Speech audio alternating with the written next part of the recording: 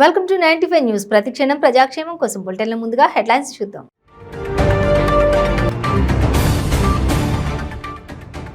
గజ్వేల్ మండలం సిరిగిరిపల్లి గ్రామంలో మంత్రి హరీష్ రావు పర్యటన. అంతర పంటల ద్వారా అధిక ఆదాయాన్ని పొందవచ్చని సూచన. చట్టాలను కాపాడాల్సిన ముఖ్యమంత్రి జగన్ చట్టాలను ఉల్లంఘిస్తున్నారన్న పవన్ కళ్యాణ్. ప్రభుత్వ ప్రైవేట్ ఆస్తులను దోచేస్తున్నాడని ఆగ్రహం.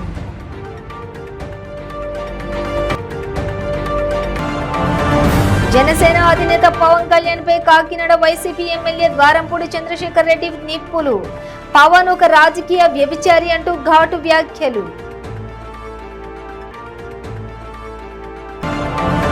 కర్నూలు జిల్లాలో ఘోర రోడ్డు ప్రమాదం.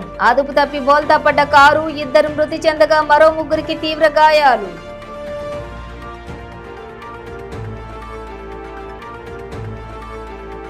డీటెయిల్స్ చూస్తే ఆయిల్ ఫామ్ తో పాటు అంతర పంటల ద్వారా అధిక ఆదాయాన్ని పొందవచ్చని రాష్ట్ర ఆర్థిక, వైద్య, ఆరోగ్య మరియు కుటుంబ సంక్షేమ శాఖ మంత్రి తన్నీరు హరీష్ రావు అన్నారు. గజ్వేల్ మండలం సిరిగిరిపల్లి గ్రామం సమీపంలోని 10 ఎకరాల భూమిలో ఆయిల్ ఫామ్ తోటలో అంతర పంటగా అరటి పంటను పండిస్తున్న రైతు లక్ష్మణ్ తోటను జిల్లా కలెక్టర్ ప్రశాంత్ జే పాటిల్, ప్రజాప్రతినిధులు మరియు ఉద్యానవన శాఖ అధికారులతో కలిసి మంత్రి తన్నీరు హరీష్ రావు పరిశీలించారు. ఆయిల్ ఫామ్ తోటలో అంతర పంటగా అరటి పంటను సాగు చేస్తున్న తీరును పరిశీలించి ఆయిల్ ఫామ్ తోటను ఎప్పుడు వేసింది, వాటిని ఆరోగ్యంగా పెంచుటకు చేస్తున్న సాగు పద్ధతి, అంతర పంటగా అరటి పండును సాగు చేసిన తీరు, అంతర పంటతో అదనంగా పొందే ఆదాయం గురించి రైతు లక్ష్మణ్ను అడిగి తెలుసుకున్నారు. రైతులకు అధిక ఆదాయాన్ని అందించే ఆయిల్ ఫామ్ తోటను సాగు చేస్తూ దానిలో అంతర పంటగా అరటి పంటను సాగు చేస్తూ ఆదర్శంగా నిలుస్తున్న రైతు లక్ష్మణ్ దంపతులను అభినందిస్తూ వారిని శాలువలతో సన్మానించారు. ఈ సందర్భంగా మంత్రి తన్నీరు హరీష్ రావు మాట్లాడుతూ ఆయిల్ ఫామ్ సాగు రైతులకు అత్యంత లాభదాయకమని అన్నారు.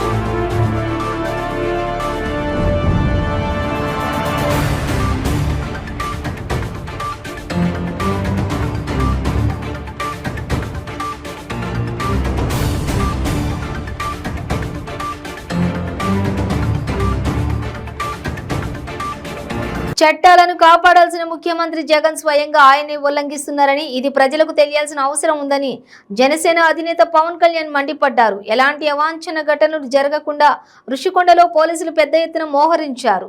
ఋషికొండపైకి వెళ్లే దారిలో బారికేడ్లు ఏర్పాటు చేశారు. ఋషికొండ వద్దకు నడుచుకుంటూ వెళ్లడానికి జనసేన అని ప్రయత్నించగా పోలీసులు అడ్డుకున్నారు. రోడ్డు వద్ద నుండి చూడాలని సూచించారు. దీంతో అక్కడి నుంచే పరిశీలించారు. ఆయన కొండను తవ్వడంపై వివరాలు అడిగి తెలుసుకున్నారు. అనంతరం ఆయన మీడియాతో మాట్లాడుతూ చట్టాలను కాపాడాల్సిన ముఖ్యమంత్రి ఆయనే ఉల్లంఘిస్తే ఎలా అని ప్రశ్నించారు. విపక్షాలు ఇతరులు ఎవరైనా శాంతియుతంగా చిన్న నిరసన తెలిపినా అరెస్ట్ చేస్తారని, కానీ జగన్ ప్రభుత్వం మాత్రం కొండను తవ్వినా ఏం కాదా అన్నారు.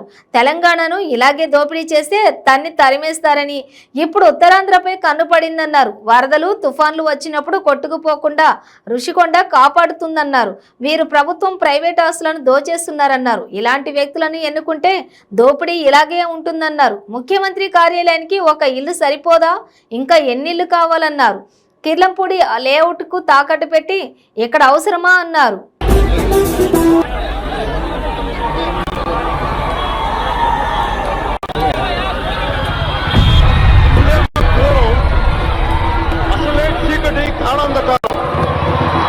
దారంతా గతుకులు, చేతిలో దీపం లేదు, కానీ గుండెల నిండా ధైర్యం ఉంది.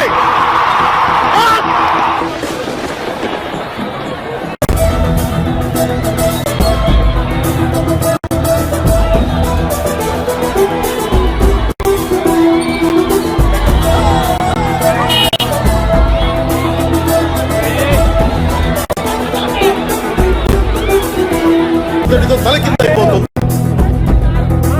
కుటిల ఆత్మల కూటమికి మిత్రుడి కాలం జయమొస్తే విశ్వ సృష్టి పరిణామం విచ్ఛిన్నమవుతుందా? తనుజు లోకమేకంగా దారి కట్టంగా నిలుచుంటే నరజాతి ప్రస్థానం పరిసమాప్తం అవుతుందా?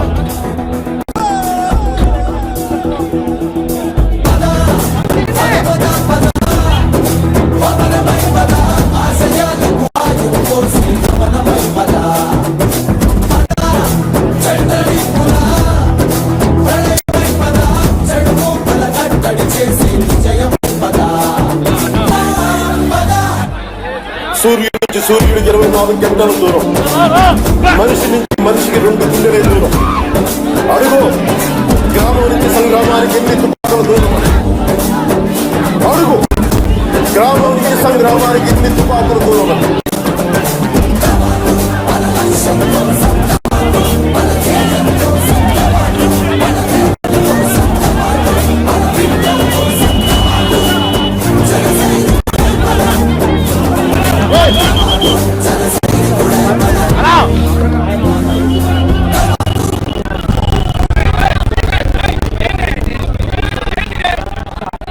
జనసేన అధినేత పవన్ కళ్యాణ్ పై కాకినాడ వైసీపీ ఎమ్మెల్యే ద్వారంపూడి చంద్రశేఖర్ రెడ్డి నిప్పులు చెరిగారు.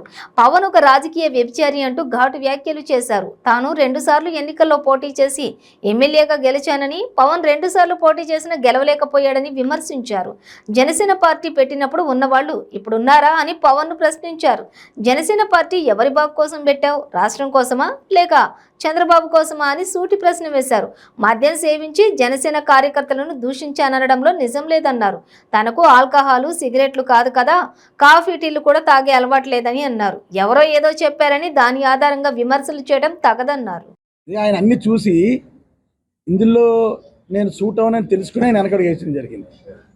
సో మంచి పరిణామం. ఆయన వెనక్కి అంటే వెళ్ళి సినిమాలు కనీసం ప్రజల్ని ఆ విధంగా ఎంటర్టైన్ చేస్తున్నారు. ఆయన నాకున్న అవగాహనలో అంటే నేను 2009 ఆయన ఎమ్మెల్యే అయ్యారు, నేను అప్పుడు ఎమ్మెల్యే అయ్యాను. ఆయన యొక్క మెంటాలిటీ ప్రకారం ఆయన రాజకీయాల్లో రారు సార్. సినిమాలు ఈజ్ హ్యాపీ, కంఫర్టబుల్. సో సినిమాల పరంగా ఉంటారని నా యొక్క అభిప్రాయం.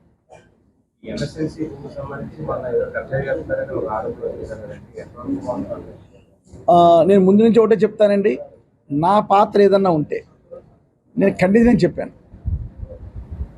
ఎంఎస్ఎన్జిఆర్టీకి సంబంధించి అధికారుల యొక్క అత్యుత్సాహంతో ఆక్షన్ పెట్టడం జరిగింది వితౌట్ మై నాలెడ్జ్. కాకినాడలో కొండబాబులాగా సిఏక్రెటెడ్ ల్యాండ్కి పట్టా సృష్టించి దానికి దస్తావేజులు అంటే పట్టాలు, పాస్బుక్లు తయారు చేయించే విధానం నాదైతే కాదు. ఎక్కడ కూడా ఆక్యుపేషన్ చేసే అవసరం నాకు లేదు. ముఖ్యంగా ఎంఎస్ఎన్ఆర్టీస్ బాగుండాలని కోరుకునే వాళ్ళు నేను ఒకడిని. పెద్ద ఆయన ఆ రోజుల్లో కొన్ని వేల ఎకరాలు, కొన్ని కోట్ల, కొన్ని లక్షల రూపాయలు దానం చేసినటువంటి నాయకర్ గారి యొక్క సంస్మరణ దినం కానీ, జన్మదినాన్ని కానీ, జయంతి వర్ధంతి వేడుకలు ప్రభుత్వ పరంగా చేయాలని తీర్మానం చేయించిన వాడిని నేను. ఆ సంస్థ బాగుండాలని చెప్పేసి కోరుకునేవాడిని. ముఖ్యంగా మాజీ ఎమ్మెల్యే కొండబాబు అదే ప్రాంతంలో అదే స్కూల్లో చదువుతూ కనీసం పట్టించుకున్న దాఖలాలు కూడా లేవు. అటువంటిది నేను వెళ్ళి అక్కడ రోడ్లన్నీ వేయించి నాకున్నటువంటి 2 కోట్ల రూపాయల ఎమ్మెల్యే నిధుల్లో 50 లక్షల రూపాయలు ఆ స్కూల్కే పెట్టాను నేను. ఇప్పుడు ఫిల్లింగ్ కూడా చేయిస్తున్నాను. మ్యాక్సిమం నెల 15 రోజుల్లో గ్రౌండ్ కూడా ప్రిపేర్ చేసి గ్రౌండ్ ఇవ్వడం జరుగుతుంది. చిత్తశుద్ధితో ఉన్నాం. కర్నూలు జిల్లాలో ఘోర రోడ్డు ప్రమాదం జరిగింది. హాలహర్వి మండలం చింతకుంటలో కారు అదుపు తప్పి బోల్తా పడింది. ఈ ఘటనలో 2 మృతి చెందగా మరో 3కి తీవ్ర గాయాలయ్యాయి. మరో 2 స్వల్పంగా గాయపడ్డారు. క్షతగాత్రులను బళ్ళారి ఆసుపత్రికి తరలించారు. మృతులంతా కర్ణాటకలోని సిడిగమనలకు చెందినటువంటి వారిగా గుర్తించారు. సిడిగమనల నుంచి మంత్రాలయం వెళ్తుండగా ఈ ప్రమాదం జరిగింది.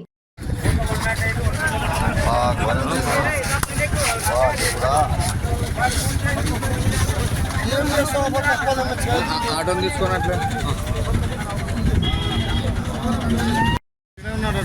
డ్రైవర్ ఈయనే ఉన్నాడు కాంగ్రెస్ చేసుకోండి కదా.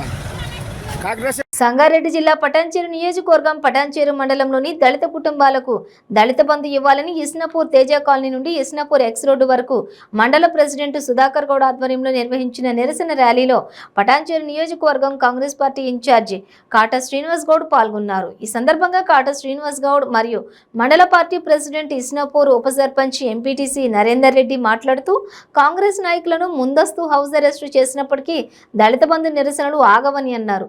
అధికార పార్టీకి చెందిన దళితులకు మాత్రమే దళిత బంధు పథకానికి ఎంపిక చేయడం సరైంది కాదన్నారు. నియోజకవర్గం వ్యాప్తంగా ప్రతి ఒక్క కుటుంబానికి దళిత బంధు ఆర్థిక సహాయం అందించే వరకు కాంగ్రెస్ పార్టీ ఆందోళన కార్యక్రమాలు చేస్తూ ఉంటుందన్నారు. అన్ని వర్గాల ప్రజలకు సంక్షేమం కాంగ్రెస్ తోనే సాధ్యమన్నారు.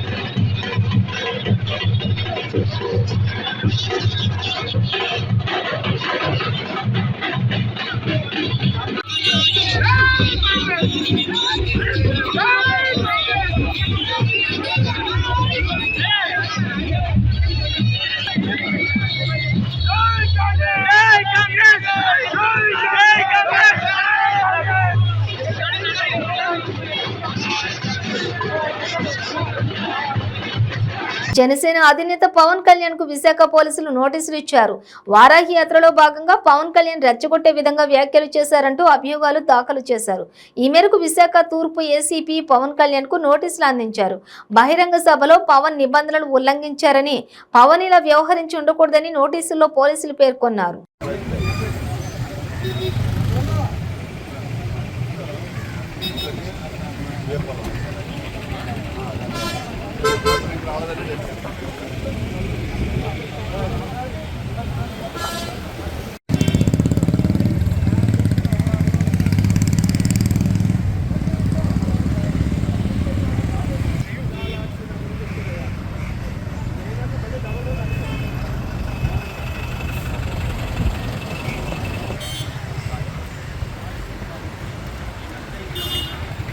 మీ ఏ తప్పు చేయనప్పుడు విష్ణుపతి పవన్ కళ్యాణ్ గారు చూడటంలో మీకు వచ్చిన భయం ఆందోళన ఏంటి అని చెప్పి మేము ప్రశ్నిస్తూ ఉన్నాం. దయచేసి ఈ ప్రభుత్వాన్ని కోరుతా ఉన్నాం, ఈ పోలీసు వ్యవస్థను కోరుతా ఉన్నాం. పవన్ కళ్యాణ్ గారు విజిట్ చేయనివ్వండి. పర్యావరణానికి దెబ్బతింటుందా లేదా, చాలామంది ఆందోళన వెలిబుచ్చుతున్నది నిజమా కాదా అనేది వారు చూస్తారు. ఆయన కామెంట్ పాస్ చేస్తారు, వస్తారు. దీన్ని ప్రజాస్వామ్యంలో ఇది ఒక ప్రక్రియ. ప్రజాస్వామ్యవాదులందరూ కూడా దీన్ని వ్యతిరేకిస్తూ ఉన్నారు. మీరు కానీ ఇలాంటి పోకడలే చేస్తే మరి ప్రజా వ్యతిరేక కార్యక్రమాలు అక్కడ జరుగుతున్నాయని ఏదైతే పర్యావరణవేత్తలు చెప్తా ఉన్నారో దాన్ని నమ్మాల్సి వస్తుందన్న విషయాన్ని కూడా గుర్తుపెట్టుకోండి. దీన్ని మేము తీవ్రంగా ఖండిస్తా ఉన్నాం.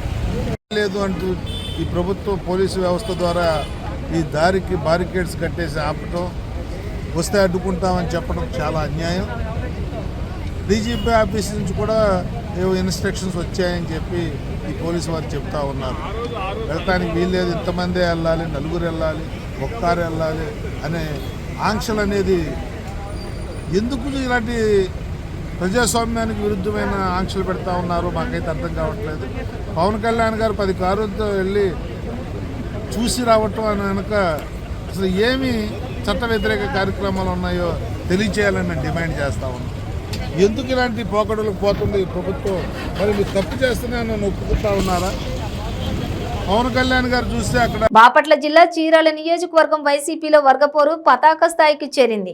టీడీపీ నుంచి గెలిచి వైసీపీకి వెళ్లిన ఎమ్మెల్యే కరణం బలరాం, మాజీ ఎమ్మెల్యే ఆమంచి కృష్ణమోహన్ వర్గాల నడుమ పెద్ద ఎత్తున ఘర్షణ చెలరేగింది. ఫలితంగా వేటపాలెం మండలం రామన్నపేటం రణరంగంగా మారింది. ఈ గ్రామ పంచాయతీలోని 6 నుంచి 10 వార్డులకు ఉప ఎన్నికలు ప్రకటించారు. వీటి నామినేషన్ల సందర్భంగా ఎమ్మెల్యే బలరాం అనుచరుడు త్రివేణి, ఆమంచి అనుచరుడు బండ్ల బాబు మధ్య వాగ్వాదం జరిగింది. బాబును ఎమ్మెల్యే అనుచరులు కుర్చీలతో బాధేశారు. ఇక పోలీసులు రంగప్రవేశం చేసి పరిస్థితిని చక్కదిద్దారు. అయితే నామినేషన్ల దాఖలు సమయం పూర్తయ్యే సమయానికి బలరాం కుమారుడు వైసీపీ చీరాల ఇన్ఛార్జి కరణం వెంకటేష్, ఆమంచి కృష్ణమోహన్ ప్రధాన రహదారిపై చెరోవైపు మోహరించారు. ఇక పెద్ద ఎత్తున కొట్లాట ప్రారంభమైంది. దాడులు ప్రతిదాడుల్లో బలరాం వర్గానికి చెందిన అశోక్ అనే వ్యక్తి చేతికి గాయమైంది. అంతే, ఇక ఇరు వర్గాలు పరస్పరం రాళ్లతో దాడులకు దిగాయి. ఈ దాడిలో ఏఎస్పీ మహేష్, సునీత అనే మహిళా కానిస్టేబుల్ గాయపడ్డారు. సునీతను చీరాల వైద్యశాలకు తరలించారు. ఏఎస్పీకి స్వల్ప గాయమైంది. ఆమంచి గన్మెన్ ఉద్దేశపూర్వకంగానే మోచేతితో ఏఎస్పీ పొట్టలో పొడిచినట్లు ప్రచారం జరుగుతోంది. ఆమంచి కూడా ఆయన్ను ఇష్టారీతిన దూషించినట్లు తెలిసింది. రామన్నపేటలో పరిస్థితిని చక్కదిద్దేందుకు ఏఎస్పీ ఆధ్వర్యంలో డీఎస్పీలు, సిఐలు, ఎస్ఐలు 100 మందికి పైగా పోలీసులు రంగంలోకి దిగారు.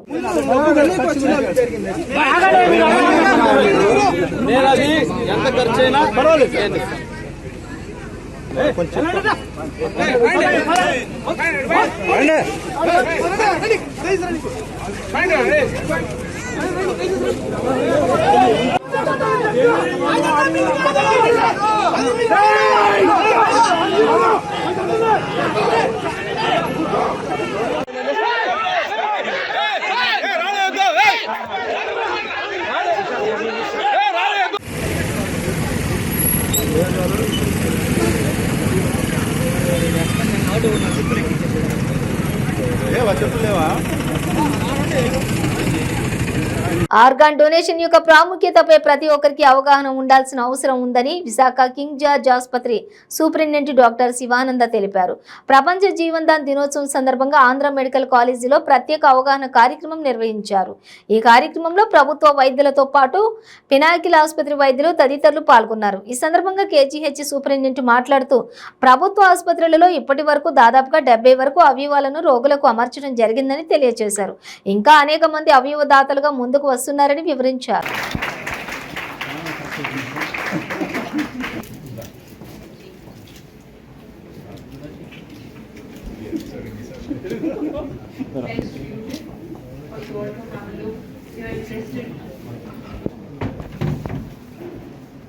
Thank all our dignitaries for participating in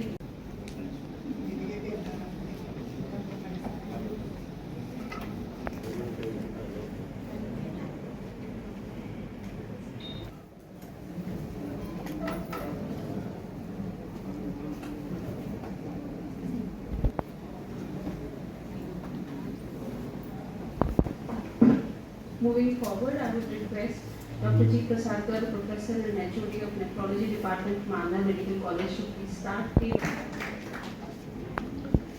Dear professors, students and families of organ recipients and donors, I will. They need either hemodialysis or they పూల్ని ఎలా పెంచాలనేది ఈ నెఫ్రాలజీ కమ్యూనిటీ పేరు నర్రా చిన్న నరసింహారావు. మాది ఎక్కడో జగ్గయ్యపేట, పూర్వం కృష్ణా జిల్లా, ఇప్పుడు ఎన్టీఆర్ జిల్లా. అక్కడ మారుమూల గ్రామంలో నేను ఏదో చిన్న ఉద్యోగం చేసుకొని అలాగనే కష్టపడుతూ కర్ణాటక, తమిళనాడు, కెన్యాలో వర్క్ చేశాను. ఎప్పుడైతే కెన్యాలో నేను పనిచేస్తున్నానో అక్కడ నాకు ఈ కిడ్నీ ప్రాబ్లం మొదలైంది. అక్కడ చాలా ఖర్చుతో కూడుకున్న విషయం కాబట్టి కెన్యా డాక్టర్స్ అందరూ ఇండియానే బెటరు మీకు అని చెప్పి నాకు సజెస్ట్ చేయటం వల్ల నేను 2014లో కెన్యా నుంచి రావడం జరిగింది. తర్వాత అలాగనే మెడికేషన్ మీద ఉండి 2017లో డయాలసిస్కి వెళ్ళటం జరిగింది. ఆ సమయంలో నాకు పిల్లలు చదువుకొని అప్పుడే కంప్లీట్ చేసి ఏం చేయాలా అని ఆలోచిస్తున్న దశలో ఒక మూల విరాట్, ఒక చెట్టులాగా ఉండేవాడిని. నాకు ఈ అనారోగ్యం వల్ల ఏ పని చేయలేకపోయాను, వాళ్ళకు కూడా నేను సపోర్ట్ చేయలేకపోయాను. లైఫ్లో ఎన్నో అప్ అండ్ డౌన్స్ ఉంటాయి. ప్రతి మనిషి వాళ్ళ కుటుంబం కోసం, పిల్లల కోసమే కష్టపడతారు. మన ఇండియన్ వ్యవస్థలో ఆ గొప్పతనం ఉంది. సో నేను కూడా ఎక్కడైతే సగంలో ఆగిపోతుంది అనుకున్న నా జీవితం, నాకు నా సాధారణచారిని నర్రా లలిత గారు నన్ను ఆదుకొని ఈ కిడ్నీ దానం చేయటం వల్ల ఇప్పుడు 6 సంవత్సరాలు సక్సెస్ఫుల్గా నేను జీవించగలుగుతున్నాను. దీనికి ముఖ్య కారణం డాక్టర్ జి ప్రసాద్ గారిని నేను కలవడం జరిగింది. మా గుంటూరు దగ్గరైనా కూడా ఇక్కడ జనరల్ హాస్పిటల్కి వెళ్తే సరిగా రెస్పాన్స్ రాలేదు. వైఫ్ ఇవ్వటం అంత కుదరదు అన్నట్లే చెప్పారు ఆల్మోస్ట్. తర్వాత నేను వచ్చి ఎవరో మా బంధువు చెప్పడం వల్ల కేజీహెచ్లో చేస్తున్నారు అని చెప్పడం వల్ల నేను ఇక్కడికి వచ్చాను. ఫస్ట్ టైం ప్రసాద్ గారిని, ఆయన అప్పటి నుంచి ఈ 6 సంవత్సరాల నుంచి నేను ఆయనతో చాలా అనుబంధం పెంచుకున్నాను. నా మనసులో, మా గుండెల్లో ఉన్నారు. ఆయన ఎప్పటికీ ఉంటారు. నాతో పాటే కాకుండా అందరికీ, ప్రతి ఒక్కరిని సమానంగా చూస్తూ, ఆయన ఫ్యామిలీ మెంబర్లాగా చూస్తూ ఈ కార్యక్రమాన్ని ముందుకు జరిపిస్తున్నారు అంటే అది ఒక జి ప్రసాద్ గారికి నేను చేతులెత్తి దండం పెడుతున్నాను. Side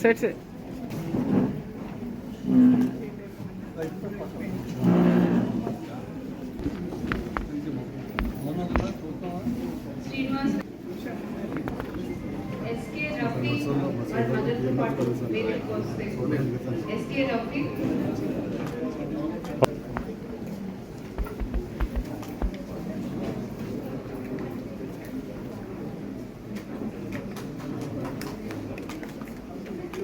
okay.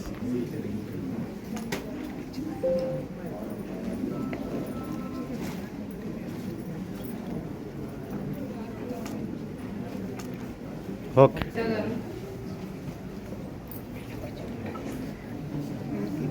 మీదే మీరు వెళ్తారా?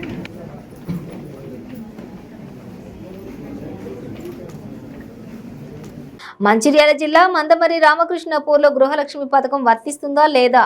ఓ పక్క సింగరేణి ప్రాంతం ఉందని, ఇంకో పక్క 1/70 యాక్ట్ ఉందని, మరి గృహలక్ష్మి ఎవరి కోసమని టీడీపీ పట్టణ అధ్యక్షులు జక్కుల సమ్మయ్య ప్రశ్నించారు. 2014లో కేసీఆర్ ఇచ్చిన డబుల్ బెడ్రూమ్లు హామీ 10 సంవత్సరాలు అయినప్పటికీ ఉత్తమాటే అయిందని అన్నారు. గృహలక్ష్మి పథకం మీ కార్యకర్తల కోసమేనా అని ప్రశ్నించారు.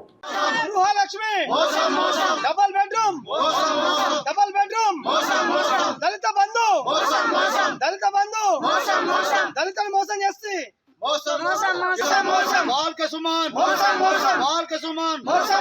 గృహలక్ష్మి కళ్యాణ లక్ష్మి దళిత బంధు దళిత బంధు డబల్ బెడ్రూమ్లు గృహలక్ష్మి దళిత బంధు డబల్ బెడ్రూమ్లు గృహలక్ష్మి దళిత బంధు డబల్ బెడ్రూమ్ గృహలక్ష్మి పథకం అని చెప్పి మళ్ళీ కొత్త నాటకం వేస్తాడు. దళితుల బిడ్డలకు మాత్రమే, ఆడవాళ్ళకు మాత్రమే ఇస్తా అని చెప్తున్నాడు. మరి మందమారి ప్రాంతంలో కానీ, మరి చెన్నూరు ఇతర మండలాల్లో కానీ 1/70 యాక్ట్ ఉన్నది, అసైన్ భూములు ఉన్నాయి. మరి వాళ్ళకి 3 లక్షల రూపాయలు ఏ రకంగా ఇస్తామని చెప్పి ఈయన తెలుగు మరి మహిళల తరఫున, నేను మన దళిత మహిళల తరఫున కోరుకుంటున్నాను. మందమారిలో కానీ, రామకృష్ణపూర్లో కానీ కూలిపోయిన కోటలలో మీరు అందరూ ఉండొచ్చు అని చెప్పి కేసీఆర్ గారు మరి బాల్క సుమన్ సిఎండికి రిప్రజెంటేషన్ చేసి ఆ కోటలలో వాళ్ళు ఉంటే. బులెటిన్ ముగించే ముందు హెడ్లైన్స్ మరోసారి.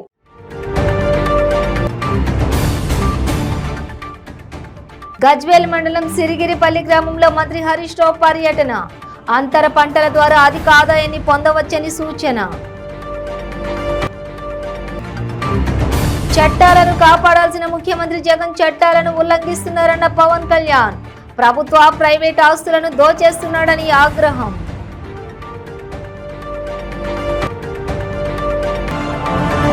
జనసేన అధినేత పవన్ కళ్యాణ్ పై కాకినాడ వైసీపీ ఎమ్మెల్యే ద్వారంపూడి చంద్రశేఖర్ రెడ్డి నిప్పులు. పవన్ ఒక రాజకీయ వ్యభిచారి అంటూ ఘాటు వ్యాఖ్యలు.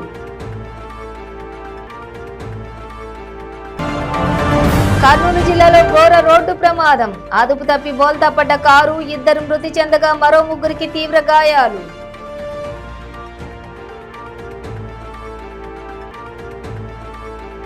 ఇవి బులెటిన్ డీటెయిల్స్. చూస్తూనే ఉండండి 95 న్యూస్.